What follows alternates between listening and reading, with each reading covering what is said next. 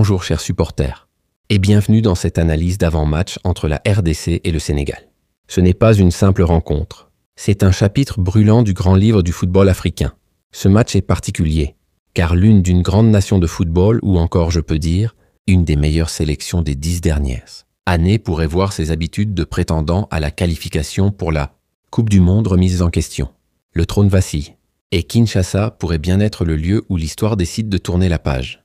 La situation est sérieuse, car toutes les forces sont mobilisées pour maîtriser ce vieux lion au stade des martyrs. Tout y est, les compétences, la détermination, le moral, la mobilisation, voire même les prières. Ce n'est pas une préparation, c'est une cérémonie de guerre. Et le vieux lion va sentir la chaleur du rugissement congolais. Nous allons tenter d'examiner les schémas tactiques que les deux entraîneurs pourraient mettre en œuvre pour ne pas sombrer dans cette bataille qui s'annonce très rude. Ici, chaque choix tactique est une pièce sur l'échiquier, et le moindre faux pas peut devenir un mat en 3 coups. Le Sénégal arrive à Kinshasa avec des ambitions qui semblent démesurées, car ils sont venus chercher une victoire coûte que coûte s'ils veulent poursuivre leur rêve de qualification à la Coupe du Monde. Mais il faut vraiment le faire, en plus à Kinshasa. Le rêve est noble, mais le terrain est brutal.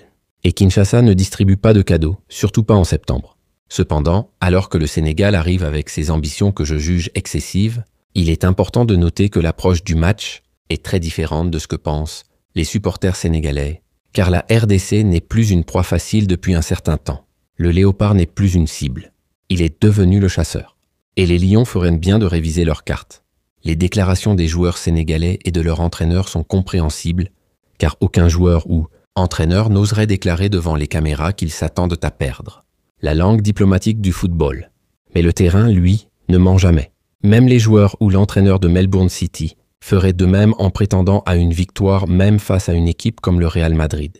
L'illusion est universelle, mais Kinshasa n'est pas un décor, c'est un révélateur. Cependant, il est important de reconnaître les enjeux du match et le contexte des équipes impliquées, surtout la RDC devant ses centaines de milliers de supporters. Ce n'est pas un public, c'est une marée humaine. Et chaque cri est une pression supplémentaire sur les épaules adverses. Il semble que de nombreux Sénégalais se contentent d'être fiers du nom de leur équipe. Le Sénégal, sans réaliser que les temps changent et que les dynamiques de pouvoir évoluent également. En plus, ils affronteront une équipe congolaise transformée depuis un temps. Le nom ne suffit plus. Il faut du jeu, du feu, du sang-froid. Et la RDC a tout cela, en version 2025. Par le passé, la République démocratique du Congo était une équipe que les nations mieux organisées en Afrique pouvaient facilement battre, mais ce n'est plus le cas aujourd'hui. L'époque des improvisations est révolue. Désormais, c'est structure, stratégie et impact. La RDC n'a jamais manqué de talent, mais souffrait d'un manque d'organisation. Aujourd'hui, avec une meilleure structure en place, nos talents, qui étaient autrefois négligés au profit des pays européens, commencent à obtenir le respect qu'ils méritent. Le respect ne se demande pas, il se prend. Et les léopards sont venus pour le graver dans les mémoires. La sélection sénégalaise est redoutable, oui, mais cela ne s'applique pas à l'équipe congolaise de cette époque. C'est le jour et la nuit. Le passé glorieux ne garantit rien. Et le présent congolais est plus lumineux que jamais. Lorsqu'une équipe commence à se remémorer ses anciennes victoires avec nostalgie, c'est souvent le signe que la peur s'installe. La République démocratique du Congo n'est plus celle qu'elle était. Le souvenir est une défense fragile. Et Kinshasa ne joue pas avec les fantômes. Si vous n'avez jamais réfléchi à ce qu'est devenue la RDC lors de notre passage à Dakar, vous pourriez bien regretter la date du 9 septembre 2025. Ce jour-là, les illusions tomberont et les vérités seront gravées sur le tableau d'affichage.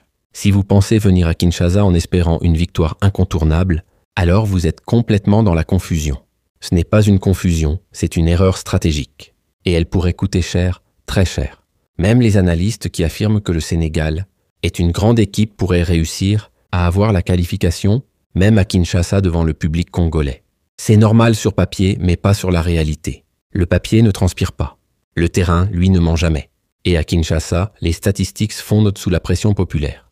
Des difficultés à repartir avec les 3 points devant le public. Congolais qui se mobilisent pour cette cause, marqués par une malédiction qui dure depuis 50 ans, sont là.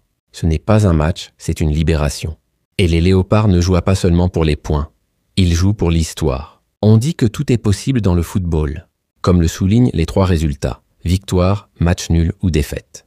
Je reconnais cela, mais la situation semble ici différente. Ici, le tout est possible penche clairement d'un côté. Et ce côté rugit en lingala. Nous sommes si prudents que je parierais sur ma femme que le Sénégal ne quittera pas Kinshasa avec une victoire qui symboliserait une qualification. Quand la prudence devient certitude, c'est que le terrain a déjà parlé dans les rêves des supporters. L'équipe nationale du Sénégal a montré qu'elle n'est pas très performante lors de ses déplacements. C'est un mauvais voyageur. Le lion aime son territoire, mais dès qu'il quitte sa savane, il perd ses repères et ses griffes. Au cours de leurs 3 matchs à l'extérieur, durant les éliminatoires de la Coupe du Monde, ils n'ont obtenu qu'une victoire, accompagnée de 2 matchs nuls, ce qui fait d'eux de mauvais voyageurs. Et Kinshasa n'est pas une escale. C'est une tempête, et les statistiques ne suffisaient pas à s'y abriter.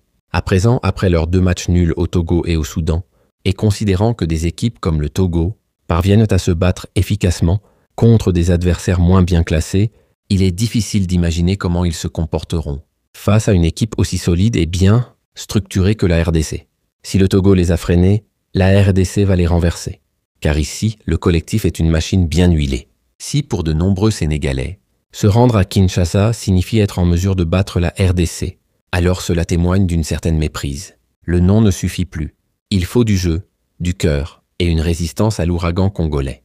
La RDC possède non seulement une équipe capable de contenir les offensives sénégalaises, mais elle peut également imposer son rythme au match. On ne défend pas seulement, on dicte, et le tempo congolais est rapide, puissant et imprévisible. Si les joueurs sénégalais se présentent à Kinshasa, avec l'idée de prouver qu'ils sont la 2e meilleure équipe, selon le classement FIFA en Afrique, en pensant que cela leur donnera le droit de dicter le tempo de la rencontre, alors mes chers compatriotes, vous risquez d'assister à une défaite humiliante du Sénégal.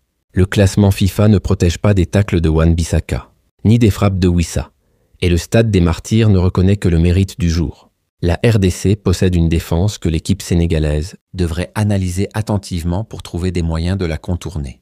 Bemba Maswaku Kayembe Wan-Bissaka. C'est une muraille, et même les GPS tactiques s'y perdent. Au milieu de terrain, nous avons une puissance physique qui devrait clairement dominer cette zone. Sadiki, Mutusami, Muko, ce n'est pas un milieu, c'est une centrale électrique. Et elle alimente toute l'équipe. En attaque, il n'y a pas de débat possible, car nous avons une véritable armada de talents prêts à mettre à mal n'importe quelle équipe, y compris l'équipe sénégalaise. Wissa, Bongonda, Essandé, Mayele. Chacun est une menace. Ensemble, c'est une apocalypse offensive. Sur le plan individuel, là encore, il n'y a pas photo. La RDC ne peut pas rivaliser avec le Sénégal en termes de talent individuel. La RDC en a plus que le Sénégal et vous verrez cela aujourd'hui. Ce n'est pas une opinion, c'est une démonstration en attente. Et le terrain est prêt à livrer le verdict. L'équipe sénégalaise a développé une réelle cohésion avec des joueurs qui se connaissent bien et qui ont l'habitude de jouer ensemble, ce qui facilite les transitions. Cependant, nous avons déjà une solution à cette situation. Samuel Essandé. Essandé, c'est le désordre organisé. Il ne joue pas pour marquer, il joue pour dérégler. Et ça, c'est une arme rare. Avec la force physique de notre milieu de terrain, déjà très dynamique, et en ajoutant la puissance de Samuel Essandé pour presser la défense sénégalaise, je vous assure que nous allons bien faire tomber. Le métronome sénégalais va jouer en sourdine, car Essandé ne laisse pas le temps de composer. En neutralisant Papé Matar Sarr, on paralyse toute une machine, et Sébastien Desabre est expert dans l'art de bloquer le milieu de terrain, comme l'a démontré le Maroc, qui a également subi la même stratégie que le Sénégal à Dakar. Sarr, c'est le cœur du moteur, et Desabre, c'est le mécanicien qui sait où couper les câbles. Nous allons donc reproduire cette approche, à moins qu'il n'y ait des adaptations. Et si adaptation il y a, elle sera congolaise, pas sénégalaise. Car ici, c'est nous qui écrivons le scénario. À Kinshasa, pour réussir, il ne suffit pas de se lever du bon pied. Il faut aussi avoir des nerfs très solides. Le stade des Martyrs ne teste pas les jambes, il teste les âmes. Certains pensent avoir cette solidité, mais elle ne se révèle qu'une fois sur le terrain. Et quand les tambours grondent, même les plus confiants peuvent vaciller. La RDC n'a besoin que d'un match nul pour se rassurer avant d'affronter le Togo et le Soudan à Kinshasa. Un nul suffit, mais une victoire serait une déclaration. Et Kinshasa aime les déclarations musclées. Cela signifie que si le Sénégal ne remporte pas son match aujourd'hui, il leur faudra s'assurer que les joueurs togolais parviennent à empêcher la RDC de gagner. Autrement dit, leur destin ne leur appartient plus. Et ça, c'est le début de la panique. Cependant, nombreux sont les supporters sénégalais qui n'acceptent pas l'idée de voir la RDC bloquer le jeu, comme si c'était un affront pour une équipe qui a l'avantage de pouvoir jouer en contre-attaque, sans s'exposer à des risques. Ils veulent jouer librement, mais oublie que Kinshasa est une forteresse. Et ici, on verrouille avant de frapper. Cependant, ce n'est pas ce que la RDC recherche, car nous jouons devant 100 000 personnes. Et c'est à nous de définir les règles, pas aux autres. Le tempo, le style, l'intensité, tout est congolais. Les visiteurs n'ont qu'à s'adapter ou subir. Nous visons une victoire et vous verrez comment notre équipe se comportera. Ce ne sera pas une démonstration, ce sera une leçon. Et elle sera gravée dans les mémoires. Après une victoire aujourd'hui, peu importe le résultat au Togo, nous resterons toujours en tête et nous allons gérer le Soudan le dernier jour du tournoi. Le plan est clair là, route est tracée. Et le drapeau congolais flotte déjà en haut du groupe. Personnellement, je ne vois pas de joueurs comme Aaron Wan-Bissaka à droite, Arthur Maswaku ou Kayembe à gauche, Bemba et Twanzebe ou Kavouadi en défense centrale, et avec les attaquants sénégalais que j'ai observés jouer contre le Soudan. À Dakar, venir se balader devant ce mur. Ce n'est pas une défense, c'est une barricade. Et même les lions les plus agiles s'y cassent les griffes. Avec Wissa, Mboukou, Bongonda et Essandé, face à cette défense vieillissante sénégalaise, ça va parler en Wolof entre les joueurs et l'arbitre somalien. Et ce ne sera pas pour discuter tactique. Ce sera pour demander des explications sur les dégâts. Il y a des points essentiels à ne pas négliger, notamment les couloirs. Les flancs seront des autoroutes, mais à sens unique, direction Mendy. Dans ces zones, il est évident que la RDC dominera sur le plan physique et technique grâce à la contribution d'Aaron, Wan-Bissaka et Maswaku, qui vont faire des merveilles là-bas. Ils ne vont pas courir, ils vont danser. Et chaque dribble sera une célébration. De l'autre côté, si Wissa parvient à surpasser Crépin Diatta, cela ne sera pas le cas avec Mané face à Aaron Wan-Bissaka. Et il est important de le reconnaître. Mané connaît Wan-Bissaka. Et il sait que ce couloir est une impasse. Je n'essaie pas de diminuer l'importance de Mané, qui est un joueur que j'apprécie, mais la pression qui repose sur lui est trop lourde pour un athlète proche de la retraite. Le respect est là, mais le chrono tourne. Et Kinshasa ne ralentit pour personne. Si l'entraîneur sénégalais parvenait à gérer les égos de ses stars, Mané pourrait commencer sur le banc et donner la chance aux plus jeunes pour des raisons physiques. Mais le banc à Kinshasa, c'est aussi un piège, car les jeunes n'ont jamais goûté à cette intensité. Cependant, étant donné que le stade des Martyrs ne fait pas de cadeaux aux moins expérimentés, il serait plus judicieux de s'appuyer sur les vétérans, même s'ils sont plus âgés, car ils savent gérer la pression du stade. L'expérience peut survivre à la tempête. Mais même les anciens peuvent se noyer dans l'ambiance. Concernant l'attaque sénégalaise, il n'y a pas d'inquiétude à avoir, car ce sont souvent les défenseurs qui marquent là-bas. Et quand ce sont les défenseurs qui doivent finir le travail, c'est que l'attaque est en panne. Mais si on attend que Koulibaly prenne les devants aujourd'hui en effectuant les montées, alors je vous assure que ce sera Mendy qui en fera les frais, car chaque montée expose le dos. Et derrière, Wissa rôde déjà avec le ballon entre les dents. Je me demande déjà comment Koulibaly trouvera l'énergie pour aller plus haut comme contre le Soudan à Dakar si Essandé est là pour le harceler. Ce ne sera pas une montée, ce sera une escalade sous pression. Et Essandé, lui, ne lâche jamais la corde. Essandé va lui mettre la pression du début à la fin, ça c'est certain. Et il sera déjà épuisé, comme cela a été le cas à Dakar. Le harcèlement tactique, version Essandé. Une course sans répit, une fatigue programmée, une relance impossible. Mais aujourd'hui, c'est le moment où les Sénégalais vont réaliser que la RDC ne plaisante pas, elle donne des coups durs. Ce n'est pas une équipe, c'est une leçon. Et Kinshasa ne distribue pas des sourires, mais des vérités rugissantes. Après ce match, le sort sera presque scellé, car l'équipe qui sortira en tête de ce groupe ne commettra pas d'erreur face aux adversaires restants. Ce soir, c'est le tournant, et celui qui prend la tête ne regardera plus derrière. D'après certaines sources, des marabouts sénégalais seraient déjà sur place à Kinshasa pour préparer sérieusement le match d'aujourd'hui. Même les esprits sont convoqués.